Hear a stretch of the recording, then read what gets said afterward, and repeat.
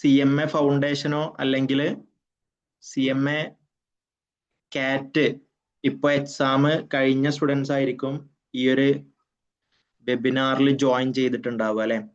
So നമ്മളുടെ CMA കോഴ്സിനെ കുറിച്ചിട്ട് നിങ്ങളിപ്പോൾ ഒരു 6 month ആയിട്ട് പഠിച്ച് തുടങ്ങിയിട്ടുണ്ടാകും. അപ്പോൾ 6 monthsന്റെ ഉള്ളിൽ നിങ്ങൾ ഒരുപാട് കാര്യങ്ങൾ എന്ത് ചെയ്തിട്ടുണ്ടാകും, സ്റ്റുഡൻസിന്റെ കയ്യിൽ നിന്നും ഫാക്കൽറ്റീസിന്റെ കയ്യിൽ നിന്നും ഒരുപാട് അല്ലെ റിവ്യൂസ് നോളജ് ഒക്കെ നിങ്ങൾ അക്വയർ ചെയ്തിട്ടുണ്ടാകും.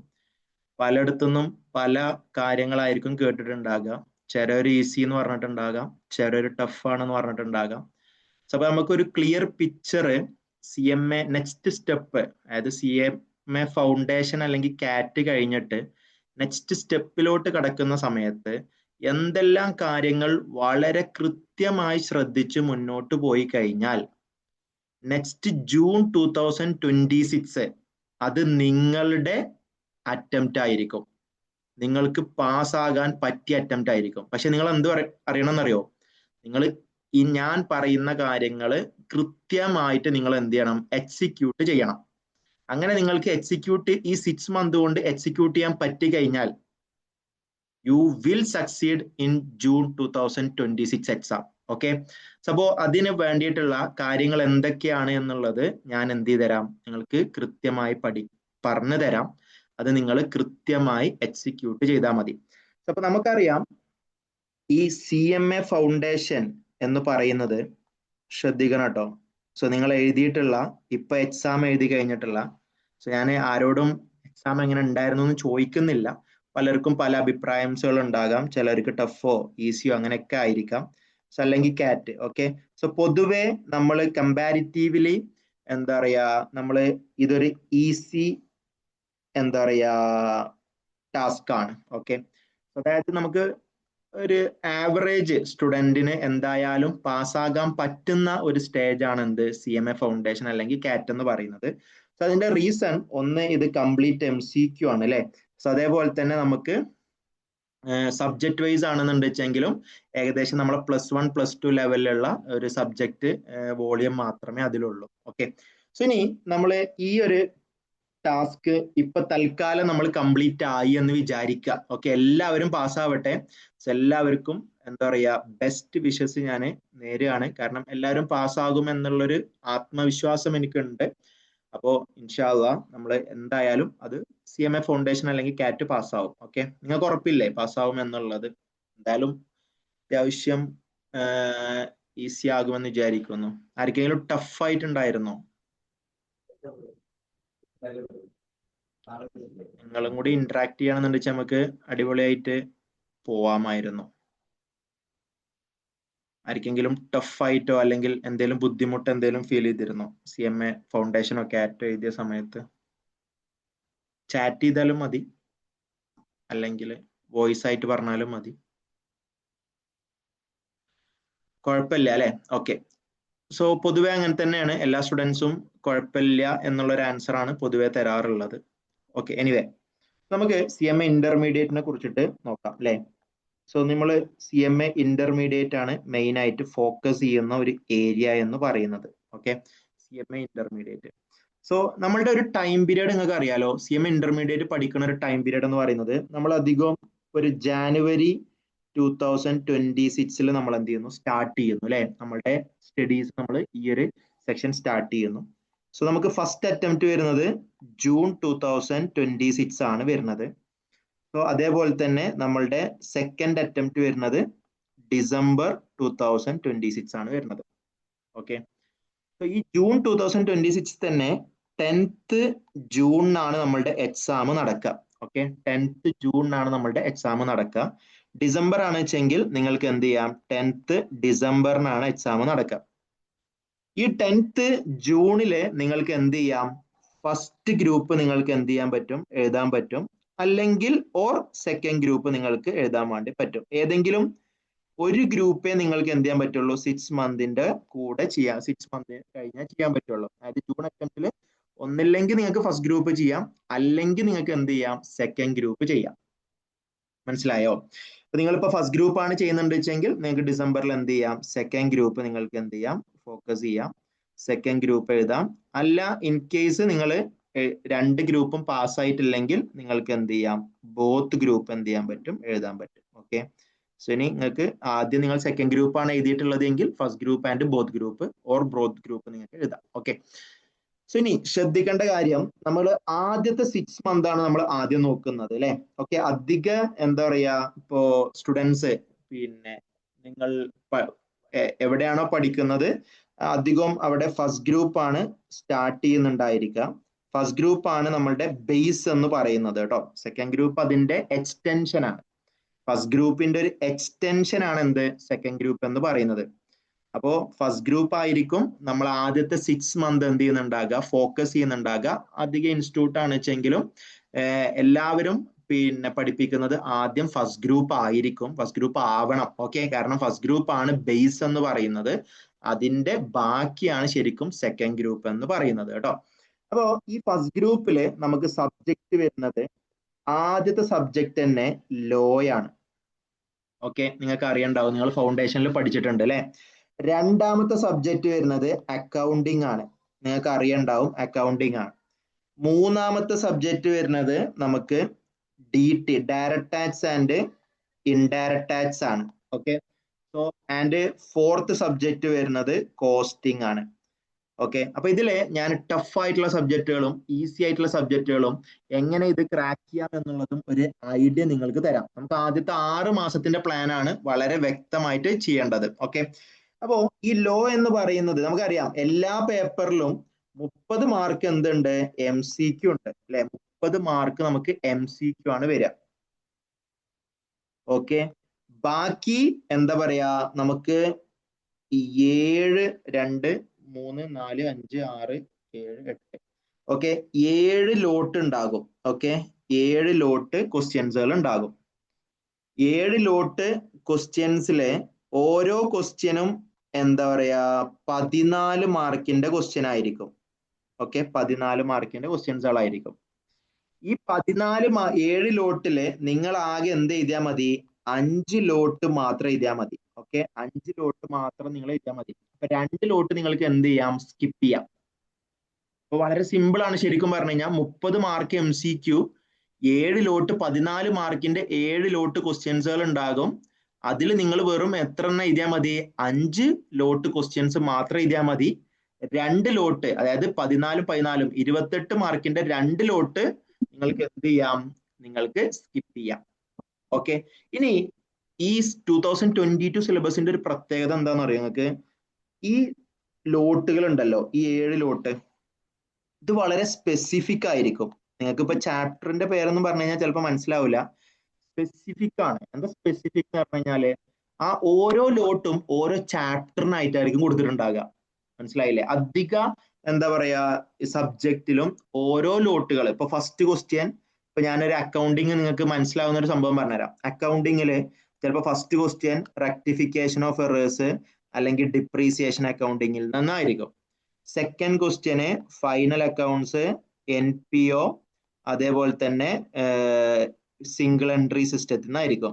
തേർഡ് ക്വസ്റ്റ്യൻ പാർട്ട്ണർഷിപ്പിൽ നിന്നായിരിക്കും. ഇങ്ങനെ സ്പെസിഫിക് ചാപ്റ്ററുകളിൽ നിന്നായിരിക്കും നമുക്ക് എന്ത് വരിക, ക്വസ്റ്റ്യൻസുകൾ വരിക. അപ്പൊ ഈ ഒരു ട്രെൻഡ് എങ്ങനെ മനസ്സിലാക്കുമെന്ന് ചോദിച്ചു കഴിഞ്ഞാൽ, ഓരോ ലോട്ടും ഏത് സെക്ഷനിൽ നിന്നാണ് ചോദിക്കാന്ന് നിങ്ങൾക്ക് എങ്ങനെ മനസ്സിലാക്കാൻ പറ്റുന്ന വെച്ചാൽ നിങ്ങൾ ക്വസ്റ്റ്യൻ പേപ്പർ എടുത്ത് നോക്കണം.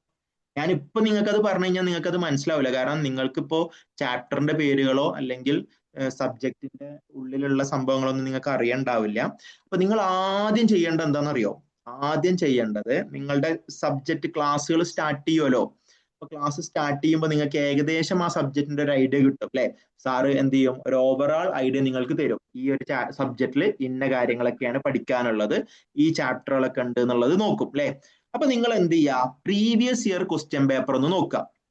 ഈ പ്രീവിയസ് ഇയർ ക്വസ്റ്റ്യൻ പേപ്പർ നോക്കുമ്പോൾ നമുക്ക് ഈ 7 ലോട്ട് ക്വസ്റ്റ്യൻസുകൾ ഉണ്ടല്ലോ, 7 ലോട്ട് ക്വസ്റ്റ്യൻസുകൾ, ഈ 7 ലോട്ട് ക്വസ്റ്റ്യൻസുകൾ ഏതൊക്കെ ഭാഗത്തു നിന്നാണ് വരുന്നത് എന്നുള്ളത് നിങ്ങൾ ആദ്യം തന്നെ ആ ക്ലാസ് സാറ് കണ്ടക്ട് ചെയ്യുന്ന സമയത്ത് തന്നെ നിങ്ങൾ എന്ത് ചെയ്യണം, നോട്ട് ചെയ്യണം. ചിലപ്പോൾ അത് സാറ് നിങ്ങൾക്ക് പറഞ്ഞു തരുമായിരിക്കും. അല്ലാന്നുണ്ടെങ്കിൽ നിങ്ങൾ സാറിനോട് ചോദിച്ചിട്ടോ അല്ലെങ്കിൽ നിങ്ങൾ സ്വയം അനലൈസ് ചെയ്തിട്ടോ എന്ത് ചെയ്യണം, ക്വസ്റ്റ്യൻ പേപ്പറിലുള്ള ഈ 7 ലോട്ട് ഏതൊക്കെ പാർട്ടിൽ നിന്നാണ് വരുന്നത് എന്നുള്ളത് നോക്കണം. റീസൺ എന്താണെന്ന് വെച്ച് കഴിഞ്ഞാൽ വളരെ ഇതാണ്. ഇതെന്താ വെച്ചാല് നമ്മളുടെ അക്കൗണ്ടിങ്, ഇപ്പൊ അക്കൗണ്ടിങ് എന്ന് പറയുന്ന ഒരു സബ്ജക്റ്റ് ആണെന്ന് കൂട്ടിക്കോ. ഈ അക്കൗണ്ടിങ് എന്ന് പറയുന്നത് ഇത്ര വലിയ ലെങ്ത് ആയ ഒരു സബ്ജക്റ്റ് ആണെന്ന് കൂട്ടിക്കോ. ഓക്കെ, അക്കൗണ്ടിങ് എന്ന് പറയുന്നത് വളരെ വോളിയം കൂടിയ ഒരു സബ്ജക്റ്റ് ആണ്. അപ്പോ ഒരാളെ കൊണ്ടും 100% എന്ത് ചെയ്യാൻ പറ്റൂല, ഇത് മൊത്തം പഠിച്ച് എക്സാം എഴുതുക എന്ന് പറയുന്നത് ഇമ്പോസിബിൾ ആണ്. അത്രയും ചാപ്റ്റേഴ്സുകൾ ഉണ്ട് ഇതില്. അപ്പൊ ഫുള്ള് പഠിച്ച് ഫുള്ള് ക്വസ്റ്റ്യൻസുകൾ ചെയ്യുക എന്ന് പറയുന്നത് എന്തല്ല, പോസിബിൾ അല്ല. അപ്പൊ ഇതില് ഇമ്പോർട്ടന്റ് ആയിട്ടുള്ള ചാപ്റ്റേഴ്സുകൾ സ്പെസിഫിക് ആയിട്ട് എന്തായാലും വരും എന്നുള്ള ചാപ്റ്റേഴ്സുകൾ ഉണ്ടാവും. ഉദാഹരണത്തിന് പാർട്ട്ണർഷിപ്പ് എന്തായാലും വരും, ഫൈനൽ അക്കൗണ്ട്സ് എന്തായാലും വരും. അങ്ങനെ മാൻഡേറ്ററി ആയിട്ടുള്ള പിന്നെ ഇത് ഉണ്ടാവും. അപ്പൊ നമ്മൾ എന്ത് ചെയ്യണം, ഇപ്പൊ ഒരു 10 ചാപ്റ്റർ ഉണ്ട് നോട്ടിക്കോ. 1, 2, 3, 4, 5, 6, 7, 8 ഇതൊക്കെ ക്ലാസ് എടുക്കുമ്പോ തന്നെ ചെയ്യണം കേട്ടോ. 9, 10. അപ്പോ ഈ 10 ചാപ്റ്റേഴ്സുകൾ ഉണ്ട് വെച്ചെങ്കിൽ ഇതിൽ ചിലപ്പോ ആ 3 ചാപ്റ്റർ എന്തായിരിക്കും, വെരി ഇമ്പോർട്ടന്റ് ആയിരിക്കും. എന്താ വെരി ഇമ്പോർട്ടന്റ് എന്ന് വെച്ച് കഴിഞ്ഞാല് അതിന് എന്തായാലും ക്വസ്റ്റ്യൻ വരും. മനസ്സിലായില്ലേ? വെരി ഇമ്പോർട്ടന്റ് ആയിരിക്കും. അപ്പൊ ഞാനൊക്കെ പഠിക്കുന്ന സമയത്ത് ഇങ്ങനെ ചെയ്യാം. അതായത് നിർബന്ധമായിട്ടും വരും എന്ന് ഉള്ള ചാപ്റ്റേഴ്സുകൾ ഉണ്ടാവും. അത് സാറ് ക്ലാസ് എടുക്കുമ്പോൾ നിങ്ങൾക്ക് പറഞ്ഞുതരും. ഈ ചാപ്റ്ററിന് എന്തായാലും ഒരു ക്വസ്റ്റ്യൻ നിർബന്ധമാണെന്ന് അറിയുമ്പോൾ അത് വെരി ഇമ്പോർട്ടന്റ് ആയിട്ട് മാർക്ക് ചെയ്യണം. അത് ഒരിക്കലും സ്കിപ്പ് ചെയ്യരുത്. പിന്നുണ്ടാകും ചില ഒരു പിന്നെ നെക്സ്റ്റ് ഒരു എന്താ പറയാ ഇമ്പോർട്ടന്റ് ആയിട്ടുള്ള ഉണ്ടാകും എന്ന് വെച്ച് കഴിഞ്ഞാല് അത് മച്ച് മോർ ഇമ്പോർട്ടന്റ് ആണ്. മേ ബി വരാം, വരാതിരിക്കാം. എന്നാലും പ്രീവിയസ് ഇയർ ക്വസ്റ്റ്യൻസുകളൊക്കെ നോക്കുമ്പോൾ അധികം വന്നിട്ടുണ്ട് എന്നുള്ളതാണ്. ഓക്കെ, നമ്മളൊരു എന്താ പറയാ ഒരു 5 അറ്റംപ്റ്റിൽ എടുത്തു നോക്കുമ്പോൾ അതിലൊരു 3 അറ്റംപ്റ്റ് വന്നിട്ടുണ്ട് എന്ന് വെച്ചാൽ മെജോറിറ്റി അല്ലെ, 3/5 ഒരു മെജോറിറ്റി അറ്റംപ്റ്റിലും ആ ഒരു ചാപ്റ്ററിന് ക്വസ്റ്റ്യൻ വന്നിട്ടുണ്ട് വെച്ചെങ്കിൽ അത് ഇമ്പോർട്ടന്റ് ആയിട്ട് മാർക്ക് ചെയ്യാം. പിന്നെ നമുക്ക് ലീസ്റ്റ് ഇമ്പോർട്ടൻസ് ഉള്ളത് ഉണ്ടാകും, ഇമ്പോർട്ടൻസ് ഇല്ലാത്ത ലീസ്റ്റ് ഇമ്പോർട്ടൻസ് ഉള്ളത് ഉണ്ടാകും, അതും മാർക്ക് ചെയ്യാം. എന്നിട്ട് ഈ ഇമ്പോർട്ടന്റ് ആയിട്ടുള്ള ചാപ്റ്റർ നിങ്ങൾ എന്ത് ചെയ്യുക, റിവൈസ് ചെയ്യുക. ഇനി റിവൈസ് ചെയ്യുന്ന ഒരു കാര്യം ഞാൻ പറഞ്ഞു കേട്ടോ. ഈ റൂള് നിങ്ങൾ അപ്ലൈ ചെയ്ത് കഴിഞ്ഞാൽ നിങ്ങൾക്ക് എന്തായാലും സിമ്പിൾ ആയിട്ട് തിയറി ക്വസ്റ്റ്യൻ പേപ്പർ ആയിക്കോട്ടെ, തിയറി സബ്ജക്ട് ആയിക്കോട്ടെ, പ്രാക്ടിക്കൽ സബ്ജക്ട് ആയിക്കോട്ടെ, അതായത് 147 റൂൾ എന്ന് നിങ്ങൾ ചിലപ്പോൾ കേട്ടിട്ടുണ്ടാകും. 147 റൂൾ എന്ന് പറയുന്നു. ഓക്കെ, എന്താ 147 റൂൾ എന്ന് പറഞ്ഞു കഴിഞ്ഞാല്, അതായത് ഞാനിപ്പോ ഇന്ന് എന്താ പറയാ ഒരു ചാപ്റ്റർ പഠിച്ചു first day. Okay, first day ഞാൻ എന്ത് ചെയ്തു, ഒരു ചാപ്റ്റർ പഠിച്ചു. ഓക്കെ, ഞാൻ അതിലത്തെ ക്വസ്റ്റ്യൻസ് ഒക്കെ ചെയ്തു, സാറ് പറഞ്ഞ ക്വസ്റ്റ്യൻസുകളൊക്കെ വർക്ക്ഔട്ട് ചെയ്തു, സാറ് ഹോംവർക്ക് എന്നതൊക്കെ ചെയ്തു. ഓക്കെ, അത് അവിടെ വെച്ചു. ഇനി നിങ്ങൾ ഈ ചാപ്റ്റർ 4ാമത്തെ ദിവസം വീണ്ടും വർക്ക്ഔട്ട് ചെയ്യണം. 4th ഡേ നിങ്ങൾ എന്ത് ചെയ്യണം, വീണ്ടും നിങ്ങൾ ഈ ചാപ്റ്റർ റിവൈസ് ചെയ്യണം. ഓക്കെ, 4ാമത്തെ ദിവസം റിവൈസ് ചെയ്യണം. അപ്പൊ നിങ്ങൾ ഈ ചെയ്ത കാര്യങ്ങൾ തന്നെ എന്ത് ചെയ്യുക, സാറ് പറഞ്ഞ ക്വസ്റ്റ്യൻസുകൾ, ടെക്സ്റ്റ് ബുക്കിലുള്ള ക്വസ്റ്റ്യൻസുകൾ, പ്രീവിയസ് ഇയർ ക്വസ്റ്റ്യൻസുകളൊക്കെ നിങ്ങൾ വർക്ക്ഔട്ട് ചെയ്യണം. എന്നിട്ട് നിങ്ങൾ എന്ത് ചെയ്യണം, 7th ഡേ വീണ്ടും നിങ്ങൾ എന്ത് ചെയ്യണം, ഇത് റിവൈസ് ചെയ്യണം. ഇങ്ങനെ നിങ്ങൾ 3 തവണ നിങ്ങൾ ഒരു ചാപ്റ്റർ റിവൈസ് ചെയ്ത് നിങ്ങൾ ഈ 6 മന്ത് കൊണ്ടുപോകുകയാണെങ്കിൽ ഡെഫിനറ്റ്ലി നിങ്ങൾ ഒരു കാര്യം മറക്കൂല. മാത്രമല്ല നിങ്ങൾ എത്ര വോളിയം ഉള്ള സബ്ജക്റ്റ് ആണെങ്കിലും സിമ്പിൾ ആയിട്ട് നിങ്ങൾക്ക് ക്രാക്ക് ചെയ്യാൻ പറ്റും. അപ്പോ ഈ ഒരു റൂള് നിങ്ങളെ മൈൻഡിൽ ഉണ്ടായിരിക്കണം കേട്ടോ. 147 റൂൾ എന്ന് വെച്ച് കഴിഞ്ഞാല് ഫസ്റ്റ് ഡേ ചാപ്റ്റർ സാറ് പറഞ്ഞ, ഇപ്പൊ സാറ് ഇന്ന് ഒരു ചാപ്റ്റർ ക്ലാസ് എടുത്തു നോട്ടിക്കോ. അപ്പൊ നിങ്ങൾ അത് എന്തായാലും പഠിക്കും അല്ലെ, ഇന്ന് വീട്ടിൽ പോയിട്ട് എന്തായാലും പഠിക്കും. അത് കഴിഞ്ഞിട്ട് നിങ്ങളത് പിന്നെ അത് 6 മാസം കഴിഞ്ഞിട്ട് സ്റ്റഡി ലീവിനല്ല പിന്നെ നോക്കേണ്ടത്. അങ്ങനെ നോക്കുമ്പോ ഒന്നും ഓർമ്മ ഉണ്ടാവില്ല. കുറെ കുട്ടികൾ പറയുന്ന ഒരു എന്താ പറയാ പ്രശ്നം എന്താ അറിയോ, ഇപ്പൊ ഫൗണ്ടേഷൻ ഒക്കെ എന്ന് പറയുമ്പോൾ നമുക്ക് വോളിയം വളരെ കുറവാണ്, അതുകൊണ്ട് മറക്കൂല നമ്മൾ കുറെയൊക്കെ അല്ലെ. പക്ഷെ ഇന്റർമീഡിയറ്റ് എന്ന് പറയുമ്പോൾ കുറേ ഉണ്ട്. അപ്പൊ നമ്മൾ ഇന്ന് പഠിച്ചതൊന്നും എന്ത് ചെയ്യില്ല, നമുക്ക് 6 മാസം കഴിഞ്ഞ ഓർമ്മ ഉണ്ടാവില്ല, അല്ലെങ്കിൽ 3 മാസം കഴിഞ്ഞ ഓർമ്മ ഉണ്ടാവില്ല. ചിലപ്പോ ഈ സബ്ജക്ട് കഴിഞ്ഞാൽ നമുക്കൊന്നും ഓർമ്മ ഉണ്ടാവില്ല അല്ലെ. അപ്പൊ നമ്മൾ എന്ത് ചെയ്യണം, റിവൈസ് ചെയ്യണം. റിവൈസ് ചെയ്താലേ ഓർമ്മ ഉണ്ടാവുള്ളൂ.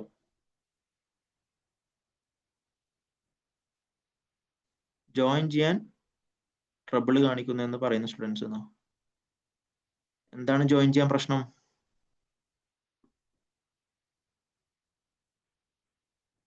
അത് ആർക്കെങ്കിലും ആയിരിക്കും പ്രശ്നം.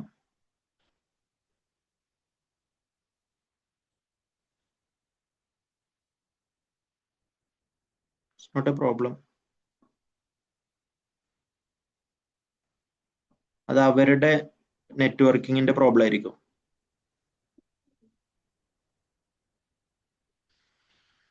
ഓക്കെ, അപ്പോ ഈ ഒരു റൂള് നിങ്ങൾ മൈൻഡിലാക്കണം കേട്ടോ. അപ്പോ ഫസ്റ്റ് ഡേ സാറ് ക്ലാസ് എടുക്കുന്ന അന്ന് നിങ്ങൾ പഠിക്കണം.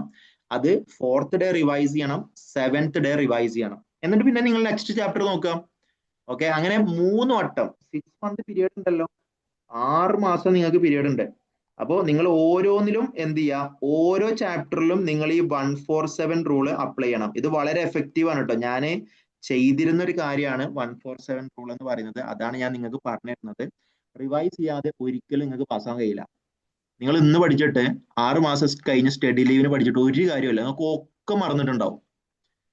അപ്പോഴാണ് പ്രശ്നം വരിക. അയ്യോ ഇതെന്തായിരുന്നു എന്നുള്ള കാര്യം വരിക. അപ്പൊ റിവൈസ് ചെയ്ത് വെക്കുക.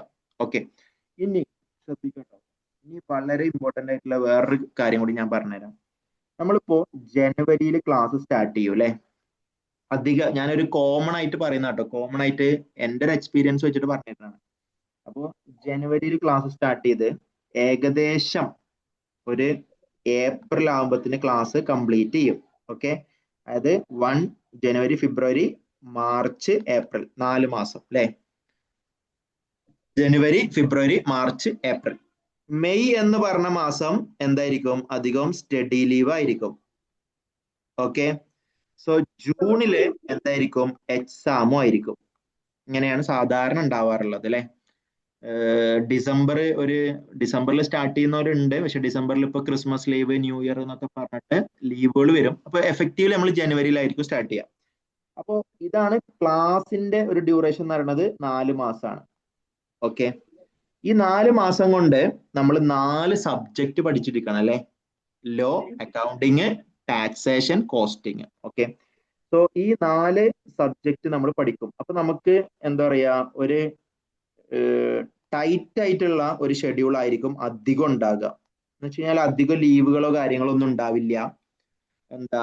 അങ്ങനെ മുന്നോട്ട് പോകുന്ന ഒരു ഷെഡ്യൂൾ ആയിരിക്കും അധികം ഉണ്ടാവുക. കാരണം 4 മാസം കൊണ്ട് ക്ലാസ് കംപ്ലീറ്റ് ചെയ്യണം അല്ലെ. പിന്നെ നമുക്ക് 1 മാസം അല്ലെങ്കിൽ ഒരു 40 days ആയിരിക്കും നമുക്ക് എന്തുണ്ടാകുക, ലീവ് ഉണ്ടാകുക, സ്റ്റഡി ലീവ്, പഠിക്കാനുള്ള ലീവ് ഉണ്ടാകും. ഈ 40 days കൊണ്ട് എല്ലാതും പഠിച്ചെടുക്കുക എന്ന് പറയുന്നത് ടാസ്ക് ആണ് അല്ലെ, അത് നടക്കൂല. ഓക്കെ, അപ്പൊ നമുക്ക് ജൂണില് എക്സാം എഴുതണം എന്നുണ്ടെങ്കിൽ നിങ്ങൾ ചെയ്യേണ്ട ഒരു കാര്യം എന്താ പറഞ്ഞു കഴിഞ്ഞാല്, ഈ ക്ലാസ് എടുക്കുന്ന കൺസിസ്റ്റൻസി നിങ്ങൾക്ക് നല്ലോണം വേണം. കുറെ കുട്ടികളെ പ്രശ്നം എന്താണെന്നറിയോ, കൺസിസ്റ്റൻസി ഇല്ലാത്തതുകൊണ്ടാണ്.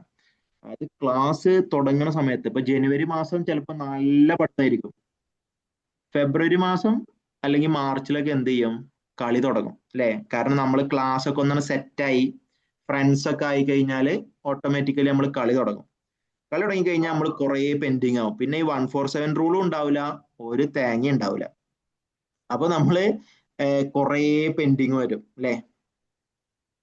ഒക്കെ ഞാൻ പറഞ്ഞുതരാം. ഓക്കെ, പ്രോബ്ലം പേപ്പേഴ്സിൽ എങ്ങനെയാണ് പഠിക്കേണ്ടത്, എങ്ങനെ സംഭവം എന്നുള്ളതൊക്കെ ഞാൻ പറഞ്ഞുതരാം. ഓക്കെ, സോ കൺസിസ്റ്റൻസി ആണ് നമ്മൾ ഒന്നാമതായിട്ട് ഫോളോ ചെയ്യേണ്ടത്. അതായത് ഈ 4 മാസവും നിങ്ങൾ ഓരോ ചാപ്റ്ററും 3 വട്ടം റിവൈസ് ചെയ്യണം. മനസ്സിലായില്ലേ? അതും എന്തൊക്കെ റിവൈസ് ചെയ്യണം അത് ശ്രദ്ധിച്ചോട്ടോ. ഞാൻ 147 റൂള് നിങ്ങൾ അപ്ലൈ ചെയ്യണം. അതും ഈ 147 റൂളില് 1ാമത്തെ ദിവസം, 4ാമത്തെ ദിവസം നിങ്ങൾ റിവൈസ് ചെയ്യണം, 7ാമത്തെ ദിവസം റിവൈസ് ചെയ്യണം. ഓക്കെ, ഇത് 4 മാസം നിങ്ങൾ കണ്ടിന്യൂസ് ചെയ്തിരിക്കണം. ഞാൻ പാസ്സാവാനുള്ള വഴിയായിട്ട് പറഞ്ഞു തരുന്നത്. ഇത് നിങ്ങൾ അപ്ലൈ ചെയ്ത് കഴിഞ്ഞാൽ എന്തായാലും ജൂണിൽ പാസ്സാവും. ഇനി നിങ്ങൾ എന്തൊക്കെ റിവൈസ് ചെയ്യണം അല്ലെങ്കിൽ എന്തൊക്കെ പഠിക്കണം എന്ന് ചോദിച്ചു കഴിഞ്ഞാല്, സോ ശ്രദ്ധിക്കുക, ആദ്യം നിങ്ങൾ പഠിക്കേണ്ടത് സ്റ്റഡി മെറ്റീരിയൽ ആണ്. സ്റ്റഡി മെറ്റീരിയൽസ് എല്ലാ ക്വസ്റ്റ്യൻസുകളും നിങ്ങൾ വർക്ക്ഔട്ട് ചെയ്യണം. പ്ലസ് നിങ്ങൾ എന്ത് ചെയ്യണം, ഒരു 10 ഇയറിന്റെ പാസ്റ്റ് ഇയർ ക്വസ്റ്റ്യൻസ് നിങ്ങൾ ചെയ്യണം. ഈ പാസ്റ്റ് ഇയർ ക്വസ്റ്റ്യൻസ് ആണ് വളരെ ഇമ്പോർട്ടന്റ്. MQP-നേക്കാട്ടിലും ഇമ്പോർട്ടന്റ് മോഡൽ ക്വസ്റ്റ്യൻ പേപ്പർ എന്ന് പറഞ്ഞൊരു സംഭവം ഉണ്ട്. മോഡൽ ക്വസ്റ്റ്യൻ പേപ്പറിനെക്കാട്ടിലും ഇമ്പോർട്ടന്റ് എന്താണ്, ഈ പ്രീവിയസ് ഇയർ ക്വസ്റ്റ്യൻസ് ആണ്. അപ്പൊ ഈ പ്രീവിയസ് ഇയർ ക്വസ്റ്റ്യൻസ് ആകുമ്പോൾ 10 വർഷത്തിന്റെ എന്ന് പറയുമ്പോൾ ഒരു ചാപ്റ്ററിൽ 10 ക്വസ്റ്റ്യൻ, ഒരു ചാപ്റ്റർ നോക്കി കഴിഞ്ഞാൽ 10 ക്വസ്റ്റ്യൻ ഉണ്ടാവുള്ളൂ. മനസ്സിലായില്ലേ? പാർട്ട്ണർഷിപ്പ് എന്ന് പറഞ്ഞ ചാപ്റ്റർ ആണ് നിങ്ങൾ റിവൈസ് ചെയ്യുന്നുണ്ടെങ്കിൽ 10 ഇയറിന്റെ ക്വസ്റ്റ്യൻ പേപ്പർ നിങ്ങൾ നോക്കുകയാണെന്ന് വെച്ചെങ്കിൽ അതിൽ 10 ക്വസ്റ്റ്യൻസ് ഉണ്ടാവും. ആ 10 ക്വസ്റ്റ്യൻ നിങ്ങൾ എന്ത് ചെയ്യണം, റിവൈസ് ചെയ്യണം. ഇനി നിങ്ങൾക്ക് സമയമുണ്ട്, നിങ്ങൾ ഒന്നും കൂടി പഠിക്കണം എന്നുണ്ടെങ്കിൽ നിങ്ങൾ മോഡൽ ക്വസ്റ്റ്യൻ പേപ്പറും കൂടി നോക്കുക. ഇത് 3 നോക്കിയാൽ മതി. Study material, previous year question, MQP. സാറുമാര് പഠിപ്പിക്കുന്നത് ഇത് തന്നെ ആയിരിക്കും. സാറ് പഠിപ്പിക്കുന്നത് ഏതായിരിക്കും? ഈ സ്റ്റഡി മെറ്റീരിയൽ തീം, ഈ പ്രീവിയസ് ഇയർ ക്വസ്റ്റ്യനും MQP ആയിരിക്കും. അപ്പൊ നിങ്ങൾ എന്തൊക്കെയാ ചെയ്യേണ്ടത്? സ്റ്റഡി മെറ്റീരിയൽ പഠിക്കണം, 10 വർഷത്തിന്റെ പ്രീവിയസ് ഇയർ ക്വസ്റ്റ്യൻ പഠിക്കണം, മോഡൽ ക്വസ്റ്റ്യൻ പേപ്പർ നിങ്ങൾ എന്ത് ചെയ്യണം? വർക്ക്ഔട്ട് ചെയ്യണം.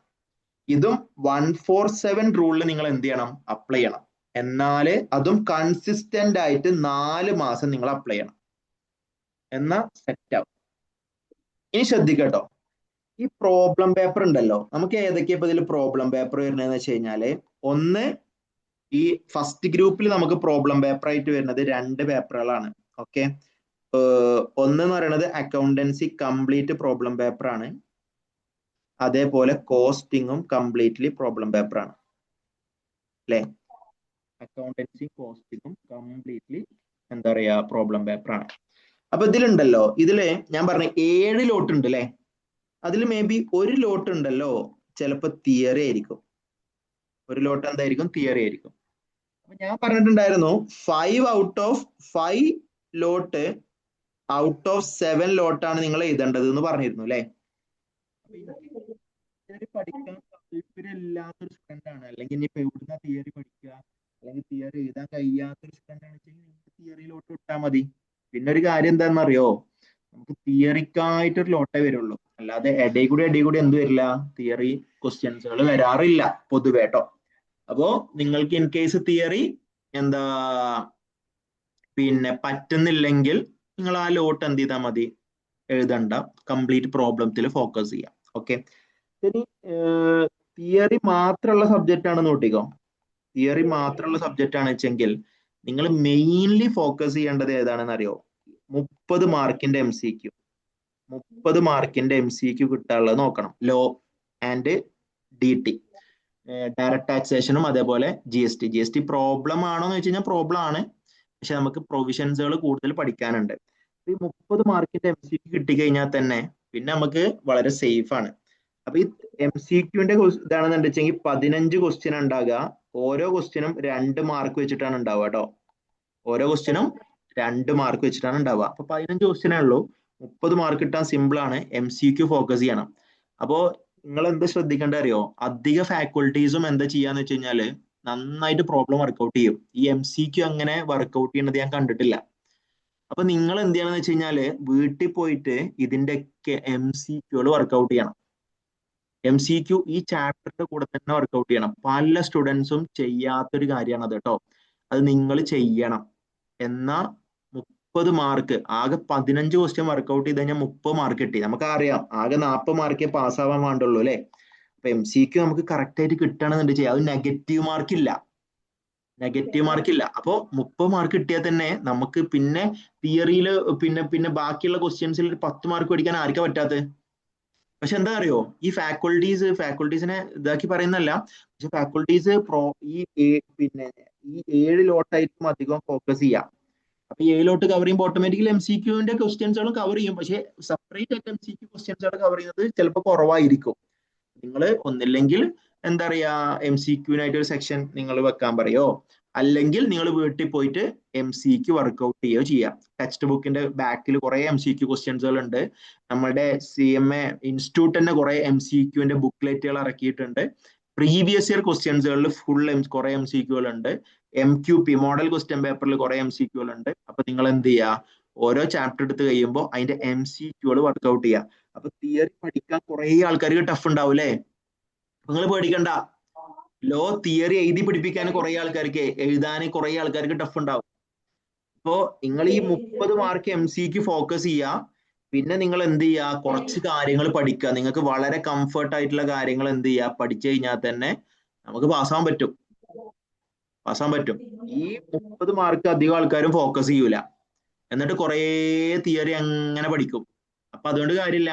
നമ്മൾ കുറച്ച് സ്ട്രാറ്റജിക്കലി, നമ്മളൊരു പ്രൊഫഷണൽ കോഴ്സ് അല്ലേ പഠിക്കുന്നത്, നമ്മൾ കുറച്ച് സ്ട്രാറ്റജിക്കലി മൂവ് ചെയ്ത് കഴിഞ്ഞാൽ നമുക്ക് സിമ്പിൾ ആയിട്ട് എന്ത് ചെയ്യാൻ പറ്റും, പാസ്സാകാൻ വേണ്ടി പറ്റും. ഓക്കെ, അപ്പൊ ഞാൻ ഒന്നും കൂടി പറയാം. നിങ്ങൾ CMA ഇന്റർമീഡിയറ്റിലോട്ട് കടക്കുന്ന സമയത്ത് നിങ്ങൾ വേണ്ട കാര്യം എന്ന് പറഞ്ഞു കഴിഞ്ഞാൽ കൺസിസ്റ്റൻസി ആണ് കേട്ടോ. ഒരു കുട്ടികൾക്കും ഇല്ലാത്തൊരു കാര്യമാണ് കൺസിസ്റ്റൻസി. നമ്മൾ ഈ റീൽസ് ഒക്കെ കണ്ടിട്ടേ നമുക്ക് പെട്ടെന്ന് ഇങ്ങനെ പോണം. അതാണ് നമ്മളുടെ ഒരു ഇത് അല്ലെ. നമുക്ക് ഒന്നിലൊരു ഫോക്കസ് കിട്ടൂല.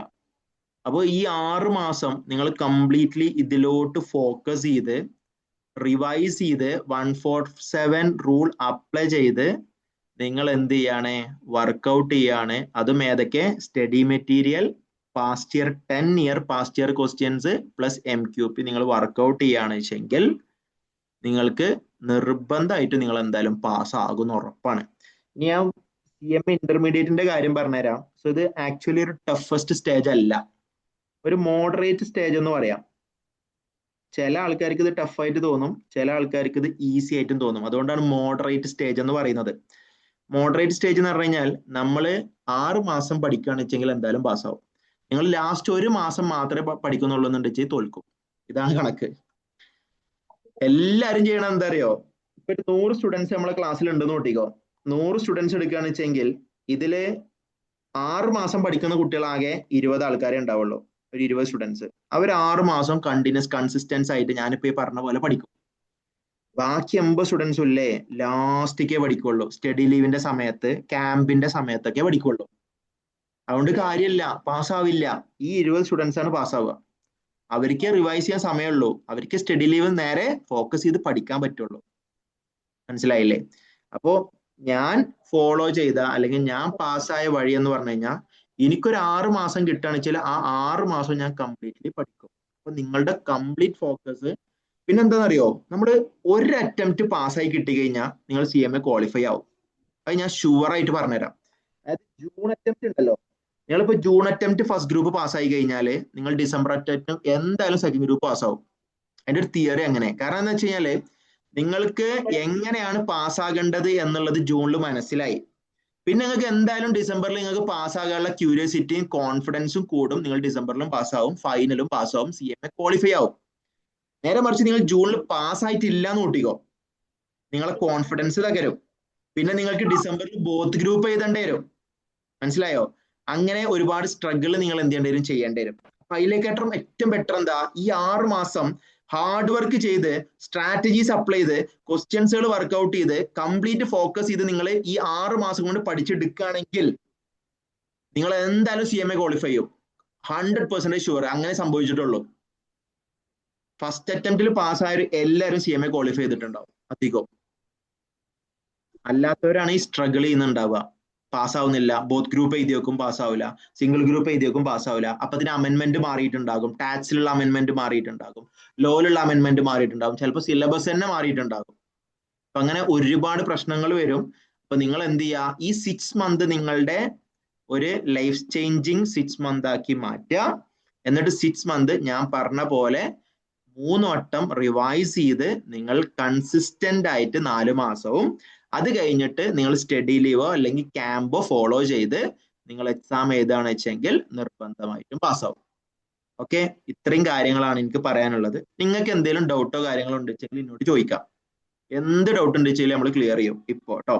നമുക്ക് കുറെ കാര്യങ്ങളിൽ കുറെ കൺഫ്യൂഷൻസുകളും കാര്യങ്ങളൊക്കെ ഉണ്ടാവും. എന്തെങ്കിലും ഡൗട്ട് ഉണ്ടെങ്കിൽ ചോദിക്കാം. വോയിസ് ആയിട്ടും ചോദിക്കാം, മെസ്സേജസ് ആയിട്ടും ചോദിക്കാം.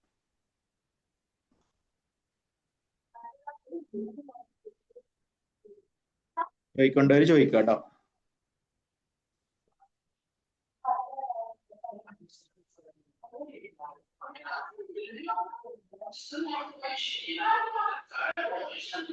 ആർക്കെങ്കിലും നമുക്ക് 29 പാർട്ടിസിപ്പൻസ് ആണ് ഇപ്പൊ ഇതിലുള്ളത്.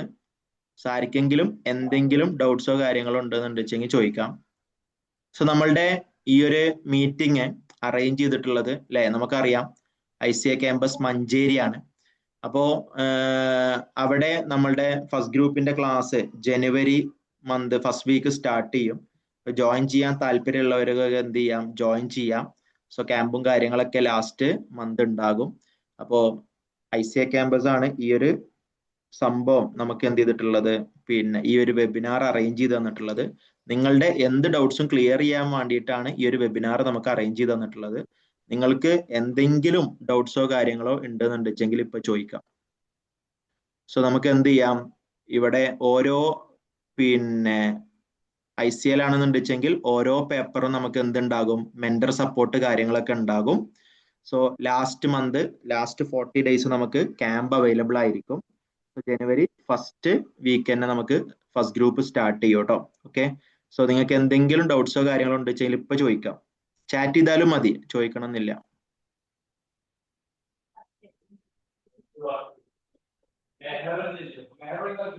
ആർക്കെങ്കിലും ഒരാൾക്കെങ്കിലും ഇപ്പൊ ചോദിച്ചോട്ടോ.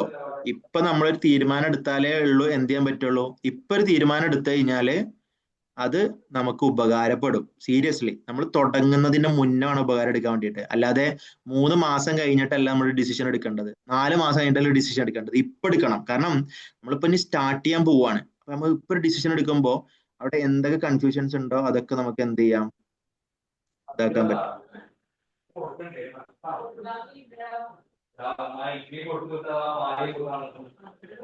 ആർക്കെങ്കിലും നിങ്ങൾക്ക് ആർക്കും ഡൗട്ടും ഇല്ല.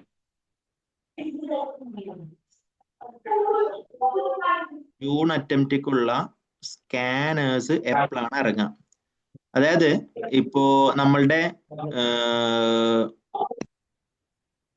പിന്നെ അക്കൗണ്ട്സ് കോസ്റ്റിംഗ് ഉണ്ടല്ലോ, ഈ 2 സബ്ജക്റ്റ്, ഇതില് അമെന്റ്മെന്റ്സും കാര്യങ്ങളൊന്നും ഇല്ല.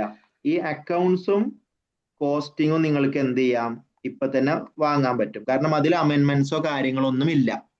പിന്നെ ഉള്ളത് ടാക്സ് ആണുള്ളത്. ടാക്സ് നിങ്ങൾ എന്ത് ചെയ്താൽ മതി, ഒരു ഫെബ്രുവരി ഒക്കെ ആകുമ്പോഴത്തേനാണ് അതിന്റെ ഒരു സംഭവം വരിക കേട്ടോ. ആ ഒരു സമയത്ത് നിങ്ങൾ പർച്ചേസ് ചെയ്താൽ മതി, ടാക്സിന്റെ സംഭവമാണെന്നുണ്ടെങ്കിൽ. പിന്നെ ഏതാ, ലോയ് അല്ലേ, ലോയും അങ്ങനെ അമെന്റ്മെന്റ്സുകളില്ല. ഈ 3 നിങ്ങൾക്ക് എന്ത് ചെയ്യാം, ഇപ്പൊ തന്നെ പർച്ചേസ് ചെയ്യാം. സ്കാനേഴ്സ്, ക്വസ്റ്റ്യൻ ബാങ്ക് നിങ്ങൾക്ക് പർച്ചേസ് ചെയ്യാൻ പറ്റും. ടാക്സ് മാത്രം നിങ്ങൾ കുറച്ച് ലേറ്റ് ആയിട്ട് ഒരു ഫെബ്രുവരി മന്തിൽ നിങ്ങൾ പർച്ചേസ് ചെയ്താൽ മതി കേട്ടോ. ഓക്കെ, പിന്നെ ഡൗട്ട് സാർ, ഏറ്റവും കൂടുതൽ ഫസ്റ്റ് ഗ്രൂപ്പിൽ ഫോക്കസ് ചെയ്യേണ്ട സബ്ജക്ട് ഏതാണെന്ന് പറയൂ. ഓക്കെ, സോ വളരെ ഇമ്പോർട്ടന്റ് ആയിട്ടുള്ള ഒരു ക്വസ്റ്റ്യൻ ആണ്. അതായത് ഏറ്റവും കൂടുതൽ നമ്മൾ ഇതിൽ ഫെയിൽ ആവാൻ ചാൻസ് ഉള്ള സബ്ജക്ട് ഞാൻ പറഞ്ഞുതരാം. സോ ഇതില് ഒന്ന് ടാക്സ്, കുട്ടികൾക്ക് വളരെ ബുദ്ധിമുട്ടാണെന്ന് പറയുന്ന ഒരു സബ്ജക്റ്റ് ആണ്. രണ്ടാമത്തത് കോസ്റ്റിംഗ്, ഓക്കെ, ഇതും ബുദ്ധിമുട്ടാണെന്ന് പറയുന്ന സബ്ജക്റ്റ് ആണ്. അക്കൗണ്ട്സ് പൊതുവെ സിമ്പിൾ ആണ്. അക്കൗണ്ട്സിൽ എല്ലാവരും അങ്ങനെ തോൽക്കുന്നത് വളരെ റെയർ ആണ്. ഇപ്പൊ ഒരു 100 സ്റ്റുഡൻസ് എടുത്തു കഴിഞ്ഞാൽ, ഞാൻ പറഞ്ഞുതരാം, 100 സ്റ്റുഡൻസ് എടുത്തു കഴിഞ്ഞാല് അതിലൊരു 90 സ്റ്റുഡൻസും എന്ത് ചെയ്യും, അക്കൗണ്ട്സ് പാസ്സാവും. ഓക്കെ, 100 സ്റ്റുഡൻസ് എടുത്തു കഴിഞ്ഞാൽ അതിലൊരു 90 സ്റ്റുഡൻസും അക്കൗണ്ട്സ് പാസ്സാവും. പിന്നെ ടാക്സ് ഒരു 100 സ്റ്റുഡൻസ് എടുത്തു കഴിഞ്ഞാൽ അതിലൊരു 50 സ്റ്റുഡൻസേ പാസ്സാവുള്ളൂ. അപ്പൊ ടാക്സ് ആണ് നിങ്ങൾ 100 ഫോക്കസ് ചെയ്യേണ്ടത്. കാരണം ടാക്സിൽ ഫെയിൽ ആവാനുള്ള ചാൻസ് കൂടുതലാണ്. കോസ്റ്റിങ്ങും ഒരു 50 ചാൻസ് ആണ്. അതിലും ഒരു 50-ലൊരു 100 സ്റ്റുഡൻസ് എടുത്തു കഴിഞ്ഞാൽ 50 സ്റ്റുഡൻസ് പാസ്സാവും. അപ്പോൾ നമ്മൾ കൂടുതൽ ഫോക്കസ് ചെയ്യേണ്ട സബ്ജക്ട് ഏതൊക്കെയാന്ന് വെച്ച് കഴിഞ്ഞാൽ ഒന്ന് ടാക്സും ഒന്ന് കോസ്റ്റിങ്ങും. ഫെയിൽ ആവാൻ ചാൻസ് ഉണ്ട്. നിങ്ങളുടെ കോർ സബ്ജക്റ്റ് ആണ് കോസ്റ്റിംഗ് എന്ന് പറയുന്നത്. അതുകൊണ്ട് അത് നന്നായിട്ട് പഠിക്കാം. അക്കൗണ്ട്സ് പാസ്സാവാൻ സിമ്പിൾ ആണ്. ലോ ഞാൻ പറഞ്ഞില്ലേ, MCQ നിങ്ങൾക്ക് കിട്ടുകയാണെന്നുണ്ടെങ്കിൽ ലോ പിന്നെ നിങ്ങൾക്ക് വളരെ സിമ്പിൾ ആയിട്ട് പാസ്സാവാൻ വേണ്ടി പറ്റും. ഓക്കെ, ലോ പിന്നെ കുറച്ചേ ഉള്ളൂ, പഠിക്കാനും സിമ്പിൾ ആണ് കേട്ടോ. ഏത് ഫാക്കൾട്ടിയുടെ സ്കാനർ ആണ് നല്ലത്? ഫാക്കൾട്ടിയുടെ സ്കാനർ അങ്ങനെ ഒരു ഫാക്കൾട്ടിയുടെ പേരിലല്ല ഉണ്ടാകുന്നത്. നിങ്ങൾക്ക് ഗൂഗിളിൽ സ്കാനർ അടിച്ചു കഴിഞ്ഞാൽ തന്നെ പിന്നെ പാസ്റ്റ് ഇയറിന്റെ സ്കാനറുകൾ കിട്ടും. അതൊരു ഫാക്കൾട്ടി ബേസ് ചെയ്തിട്ട് പോണതല്ല കേട്ടോ. എന്തെങ്കിലും ഡൗട്ട്സ് ഉണ്ടോ?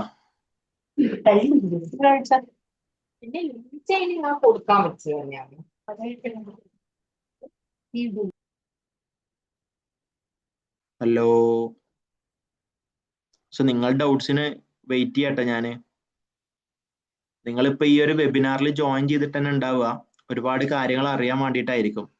അപ്പോൾ നിങ്ങൾ അറിയാൻ വേണ്ടി വിചാരിച്ച എന്തെങ്കിലും കാര്യങ്ങൾ മിസ് ഔട്ട് ചെയ്തിട്ടുണ്ടെന്നുണ്ടെങ്കിൽ നിങ്ങൾക്കത് ചെയ്യാം, പറയാം, പേഴ്സണൽ ആയിട്ട് ചോദിക്കാം, നോ പ്രോബ്ലം. ടൈപ്പ് ചെയ്തോ അല്ലെങ്കിൽ പിന്നെ വോയിസ് മെസ്സേജ് ആയിട്ട് പറഞ്ഞാലും മതി.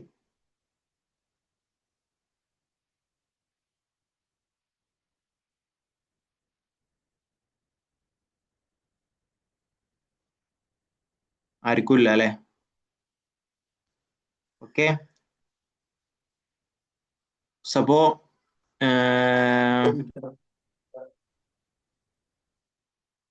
എന്തെങ്കിലും പറയാനുണ്ടോ?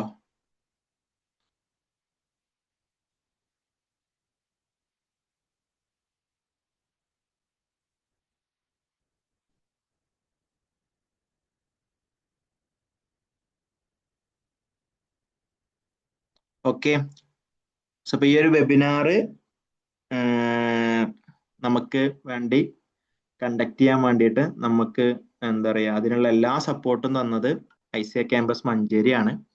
അപ്പോ നിങ്ങൾക്ക് ഞാൻ വീണ്ടും പറയുന്നു, ഇപ്പൊ ഞാൻ അവിടെ 4 years 5 years ആയിട്ട് ഞാൻ എന്ത് ചെയ്യുന്നുണ്ട്, അവിടെ ഫാക്കൾട്ടി ആയിട്ട് വർക്ക് ചെയ്യുന്നുണ്ട്. അപ്പോ അവിടെ ആരും പാസ്സാവാതെ പോയിട്ടില്ല കേട്ടോ, മനസ്സിലായോ? അങ്ങനെ പാസ്സാവാതെ ആരും അവിടുന്ന് പോയിട്ടില്ല. സാറിന്റെ നമ്പർ ഷെയർ ചെയ്യുമെന്നോ? ലോ മാത്രമാണോ 30 മാർക്ക് MCQ ഉള്ളത്? അല്ലല്ല, ലോ മാത്രമല്ല 30 മാർക്ക് ഉള്ളത്. എല്ലാ സബ്ജക്റ്റിനും 30 മാർക്ക് ഉണ്ട് കേട്ടോ. ഞാൻ ലോ പറയാനുള്ള റീസൺ എല്ലാ മാർക്കിനും ഉണ്ട് കേട്ടോ, ഞാനിവിടെ എഴുതിയിട്ടുണ്ടാകും. എല്ലാ സബ്ജക്റ്റിനും എന്തുണ്ട്, 30 മാർക്ക് MCQ ഉണ്ട് കേട്ടോ. ഓക്കെ. സോ ബാക്കി 70 മാർക്കാണ് നമുക്ക് ഇത് വരിക. അപ്പൊ എന്താ വെച്ചാല് എല്ലാ സബ്ജക്റ്റിനും 30 മാർക്ക് ഉണ്ട്. ലോ ഞാൻ പറയാനുള്ള റീസൺ എന്താ അറിയോ? ലോ കുറെ കുട്ടികൾക്ക് തിയറി ടഫ് ഉണ്ടാവും. അപ്പൊ നിങ്ങൾ എന്ത് ചെയ്താൽ മതി, തിയറി ടഫ് ആണ് എന്ന് വിചാരിച്ചിട്ട് എന്ത് ചെയ്യണ്ട, നിങ്ങൾ ടെൻഷൻ അടിക്കണ്ട. അവിടെ 30 മാർക്കിന് MCQ ഉണ്ട് എന്നാ പറഞ്ഞത്. ഓക്കെ, എല്ലാ സബ്ജക്റ്റിലും നമുക്ക് 30 മാർക്ക് ഉണ്ട് കേട്ടോ. അപ്പൊ അക്കൗണ്ട്സ് ആണ് വെച്ചെങ്കിലും, കോസ്റ്റിംഗ് ആണ് വെച്ചെങ്കിലും, ഡയറക്ട് ടാക്സ് ആണ് വെച്ചെങ്കിലും എല്ലാത്തിനും എന്തുണ്ട്, 30 മാർക്കിന്റെ MCQ നമുക്ക് അവൈലബിൾ ആണ്. അപ്പൊ തിയറി ടഫ് ആയിട്ടുള്ള സ്റ്റുഡൻസ് ആണെന്നുണ്ട് വെച്ചെങ്കിൽ യു ഡോണ്ട് വെറി. കാരണം ഫസ്റ്റ് ഗ്രൂപ്പ് പാസ്സാവാൻ നമുക്ക് 30 മാർക്ക് MCQ ഉണ്ടാവും എന്തായാലും. പിന്നെ നമുക്കൊരു എന്താ പറയാ 10-20 മാർക്ക് എന്ത് ചെയ്താൽ മതി, പിന്നെ ബാക്കി ക്വസ്റ്റ്യൻസിൽ ചെയ്താൽ മതി. അപ്പൊ നിങ്ങളിപ്പോ ഒരു 30 മാർക്ക് നിങ്ങൾക്ക് 30 മാർക്കിൽ നിങ്ങൾ 30 മാർക്കിന് മേടിക്കണമെന്നില്ല, ഒരു 24 മാർക്കോ 26 മാർക്കോ മേടിച്ചാൽ മതി. മനസ്സിലായോ? അപ്പൊ നിങ്ങൾ എന്താ ചെയ്യേണ്ടത് വെച്ചാൽ ഈ 6 മാസം MCQ നന്നായി പ്രാക്ടീസ് ചെയ്യണം. ഒരു 300 400 500 MCQ ഒക്കെ ഒരു സബ്ജക്റ്റിൽ നിങ്ങൾ എന്ത് ചെയ്യണം, പ്രാക്ടീസ് ചെയ്യണം ഈ 6 മാസം കൊണ്ട്. അപ്പൊ അത് ചിലപ്പോൾ ക്ലാസ്സിൽ പ്രാക്ടീസ് ചെയ്യൽ ചിലപ്പോൾ നടന്നോളണമെന്നില്ല. അപ്പൊ നിങ്ങൾ എന്ത് ചെയ്യണം, പിന്നെ വീട്ടിൽ നിന്ന് 30 മാർക്കിന്റെ MCQ നിങ്ങൾ വർക്ക്ഔട്ട് ചെയ്യണം കേട്ടോ. എന്റെ നമ്പർ, നിങ്ങൾക്ക് എന്തെങ്കിലും ഡൗട്ട്സോ കാര്യങ്ങളോ ഉണ്ടെന്നുണ്ടെങ്കിൽ എന്റെ നമ്പറിൽ നിങ്ങൾക്ക് കോൺടാക്ട് ചെയ്യാം. ഞാനിവിടെ എഴുതുന്നുണ്ട് 7012 92 26 75 കേട്ടോ. സോ അതാണ് ഒരാൾ ചോദിച്ചിട്ടുള്ളത്, സാറിന്റെ നമ്പർ ഒന്ന് ഷെയർ ചെയ്യോ. സാർ വൈ ICA എന്തുകൊണ്ട് ചൂസ് ചെയ്യുന്നു എന്നുള്ളതാണ്. സോ ICA എന്തുകൊണ്ട് ചൂസ് ചെയ്യുന്നത് വെച്ച് കഴിഞ്ഞാൽ ഞാൻ പറഞ്ഞില്ലേ, ഞാൻ 4-5 വർഷമായിട്ട് അവിടെ വർക്ക് ചെയ്യുന്ന ഒരാളാണ് ഫാക്കൾട്ടി ആയിട്ട്. Accounts, direct tax, indirect tax, law, ഈ സബ്ജക്റ്റുകളൊക്കെ ഞാൻ എടുക്കുന്ന ഒരു ഫാക്കൾട്ടി ആണ്. 4-5 വർഷമായിട്ട് അവിടെ വർക്ക് ചെയ്യുന്നതാണ്. അപ്പോൾ എന്നോട് ഇങ്ങനെ ഒരു വെബിനാർ കണ്ടക്ട് ചെയ്യാൻ പറഞ്ഞത് തന്നെ എൻ്റെ ഒരു എക്സ്പീരിയൻസ്, ഞാൻ എങ്ങനെ ആരും പാസ്സാവാതെ ഇരിക്കുന്നത് കണ്ടിട്ടില്ല അവിടെ. എന്തായാലും അധിക സ്റ്റുഡൻസും അവിടുന്ന് പാസ്സായി പോയിട്ടുണ്ട്. അപ്പോൾ ആ ഒരു കോൺഫിഡൻസിലാണ് ഞാൻ നിങ്ങളോട് എന്ത് ചെയ്യുന്നത്, പറയുന്നത്. So what ever you can choose. എന്താ പറയാ, എന്തായാലും ഞാൻ പറഞ്ഞത് ഈ ഒരു കൺസിസ്റ്റന്റ് ആയിട്ട് 6 months ഫോളോ ചെയ്യണം എന്നുള്ളതാണ്. അപ്പോ നിങ്ങൾക്ക് ചൂസ് ചെയ്യാം. നിങ്ങളാണ് പഠിക്കുന്നത്. നല്ല അറ്റ്മോസ്ഫിയറിൽ എന്ത് ചെയ്യുക, എപ്പോഴും നമ്മളുടെ ഒരു പ്രത്യേക ഒരു കാര്യം ഞാൻ ശ്രദ്ധിച്ചിരുന്ന ഒരു കാര്യം പറഞ്ഞുതരാം കേട്ടോ. നമ്മളെ അറ്റ്മോസ്ഫിയർ ചീത്തായാണ്ടല്ലോ എല്ലാം പോയി. അറ്റ്മോസ്ഫിയർ ചീത്തായി കഴിഞ്ഞാൽ എല്ലാം പോയി. എന്താ അറ്റ്മോസ്ഫിയർ ചീത്തായി കഴിഞ്ഞാന്ന് വെച്ചാല്, നമ്മളെ കൂട്ടുകാർ സെലക്ട് ചെയ്യുമ്പോണ്ടല്ലോ ഈ 6 മാസം ചില കൂട്ടുകാർ പറയും, ഞാൻ ഈ അറ്റംപ്റ്റ് നോക്കുന്നില്ല, ഞാൻ ഇനി ഡിസംബർ അറ്റംപ്റ്റ് നോക്കുന്നുള്ളൂ. അങ്ങനെ നെഗറ്റീവ് തോട്ട്സുകളായിട്ട് വരുന്ന കുറേ ഫ്രണ്ട്സുകൾ ഉണ്ടാവും. ഓരൊപ്പം ഒന്നും നിൽക്കരുത് കേട്ടോ. അങ്ങനത്തെ അറ്റ്മോസ്ഫിയറിനെ മാറുക. പഠിക്കുന്ന ഈ 6 മാസം കൊണ്ട് തന്നെ കിട്ടണം എന്നുള്ള ഒരു ദൃഢനിശ്ചയെടുത്ത കുറെ സ്റ്റുഡൻസുകൾ ഉണ്ടാവും ഒരു ക്ലാസ്സിൽ. അവരൊപ്പം നിൽക്കുക, അവരെ കൂടെ വർക്ക് ചെയ്യുക, പഠിക്കുക. ഞാൻ എപ്പോഴും അങ്ങനെയാണ്. ഞാൻ എൻ്റെ ഫ്രണ്ട്ഷിപ്പിനെ ചൂസ് ചെയ്യുന്ന സമയത്ത് നല്ല കോൺഫിഡൻസ് ഉള്ള പഠിക്കുന്ന സ്റ്റുഡൻസിന്റെ ഒപ്പം നമ്മൾ എന്ത് ചെയ്യും, നിൽക്കും. അപ്പൊ അവരൊപ്പം നിന്ന് കഴിഞ്ഞാൽ നമുക്ക് എന്ത് കിട്ടും, നമ്മളും അതേപോലെ ആവും. മനസ്സിലായോ? അല്ലാതെ നെഗറ്റീവ് തോട്ട്സ് ഉള്ള നെഗറ്റീവ് വൈബ്സ് ഉള്ള സ്റ്റുഡൻസിന്റെ ഒപ്പം നിന്ന് കഴിഞ്ഞാൽ നമ്മളും അതേപോലെ ആവും കേട്ടോ. അപ്പോൾ നമ്മളെ അറ്റ്മോസ്ഫിയർ നിങ്ങൾ റെഡി ആക്കണം. ഓക്കെ, അപ്പോൾ നല്ലൊരു അറ്റ്മോസ്ഫിയറിൽ പഠിക്കാനുള്ള സൗകര്യത്തോടുകൂടി നന്നായിട്ട് പഠിക്കാം. ഓക്കെ, സോ അപ്പോൾ നിങ്ങൾ ICAയിൽ വരികയാണെന്നുണ്ടെങ്കിൽ നമുക്ക് അവിടെ വെച്ചിട്ട് മീറ്റ് ചെയ്യാം. നിങ്ങൾക്ക് എന്തെങ്കിലും ഡൗട്ട്സോ കാര്യങ്ങളോ ഉണ്ടെന്നുണ്ടെങ്കിൽ ഈ നമ്പറിൽ കോൺടാക്ട് ചെയ്യാം കേട്ടോ. ഓക്കെ, സോ അപ്പോൾ ഞാൻ എൻ്റെ വെബിനാർ എന്ത് ചെയ്യാണ്, ഇവിടെ എൻഡ് ചെയ്യാണ്. നിങ്ങൾക്ക് എന്തെങ്കിലും ഡൗട്ട്സോ കാര്യങ്ങളോ ഉണ്ടെന്നുണ്ടെങ്കിൽ ഒന്നില്ലെങ്കിൽ ICA ആയിട്ട് ബന്ധപ്പെടാം, അല്ലെങ്കിൽ എൻ്റെ കോൺടാക്ട് നമ്പറിലായിട്ട് ബന്ധപ്പെടാം. Okay, so thank you. എന്തെങ്കിലും ഡൗട്ട്സോ ഉണ്ടെന്നുണ്ടെങ്കിൽ ചോദിക്കാം, ഞാൻ വെയിറ്റ് ചെയ്യാം. ഓക്കെ, അല്ലാന്നുണ്ടെങ്കിൽ നമുക്കിത് വൈൻഡ് അപ്പ് ചെയ്യാം കേട്ടോ. സോ നിങ്ങൾക്ക് ഈ ഒരു വെബിനാർ പിന്നെ എഫക്റ്റീവ് ആയോ? കുറേ നേരം നമ്മൾ പറഞ്ഞുകൊണ്ടിരുന്നു കഴിഞ്ഞാൽ ചിലപ്പോൾ അതൊരു പിന്നെ നിങ്ങൾക്ക് തന്നെ ഒരു ലാഗ് അടിക്കുന്ന പോലെ തോന്നും. അതുകൊണ്ടാണ് ഞാൻ ഷോർട്ട് പീരീഡിൽ മാക്സിമം കാര്യങ്ങൾ പറയാൻ വേണ്ടി ശ്രമിച്ചു കേട്ടോ. നിങ്ങൾക്ക് എഫക്റ്റീവ് ആയോ ഇല്ലയോ? 1-2 ആൾക്കാരെങ്കിലും റിപ്ലൈ തരാണെന്ന് വെച്ചാൽ ഉപകാരമായിരുന്നു. Okay, so thank you. എന്തായാലും ഒരു വെബിനാർ വെച്ച സമയത്ത് നിങ്ങൾ വന്നല്ലോ. എന്തായാലും എല്ലാവരും ഫ്രീ ആയിട്ട് നിൽക്കുന്ന ഒരു സമയമായിരിക്കും. നിങ്ങൾക്ക് പഠിക്കണം. സത്യം പറയാലോ, ഇത്രയും സ്റ്റുഡൻസ്, ഇപ്പൊ ഇവിടെ 24 സ്റ്റുഡൻസ് ഉണ്ട്. ഇത്രയും സ്റ്റുഡൻസ് നിങ്ങൾക്ക് പഠിക്കണം എന്നൊരു ആഗ്രഹം ഉള്ളതുകൊണ്ടാണ് നിങ്ങൾ എന്ത് ചെയ്തത്, ഇപ്പൊ ഇങ്ങോട്ടേക്ക് വന്നത്, ഈ ഒരു ഓൺലൈൻ സെഷനിലോട്ട് വന്നത്. അപ്പൊ ഈ ഒരു ആഗ്രഹം നിങ്ങൾ എന്ത് ചെയ്താൽ മതി, നിലനിർത്തിയാൽ മതി. ആഗ്രഹം നിലനിർത്തിയാൽ മതി, വേറെ ഒന്നുമില്ല. Okay, so thank you.